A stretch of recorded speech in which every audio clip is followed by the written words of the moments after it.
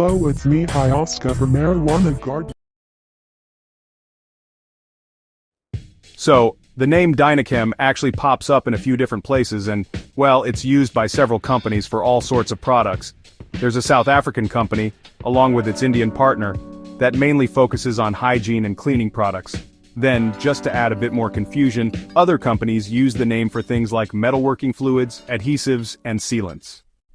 However, based on your question about breaking rocks, you're most likely talking about DYNACEM, which is a specific brand of non-explosive demolition agent.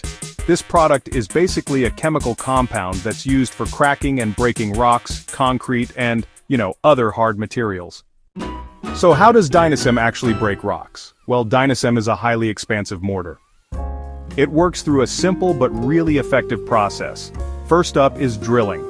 Holes are drilled into the rock or concrete that needs to be broken. The pattern and depth of these holes are actually crucial for controlling both the direction and the size of the breaks. So, for the mixing and pouring step, the DYNACEM powder is mixed with water to form a slurry. Once that's done, this mixture is then poured into the pre-drilled holes. Next up is expansion. A chemical reaction known as hydration takes place, causing the material to harden and expand significantly. As it expands, it actually exerts immense pressure on the walls of the holes. Now, here's where it gets really interesting. This pressure, which is several times greater than the tensile strength of the rock or concrete, forces the material to crack and break along the lines of the drilled holes. So this method actually offers several advantages over, the usual explosive demolition or heavy machinery. It's non-explosive, which means it's a much safer alternative and, honestly, it doesn't require any special permits or training for handling explosives. It's also quiet and vibration-free. There isn't any loud noise, flying debris, or those pesky vibrations that could, damage nearby structures.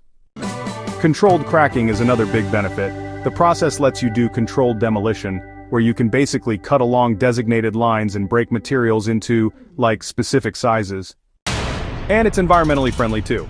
It doesn't produce any toxic gases, sparks, or exhausts, which is, honestly, a huge plus.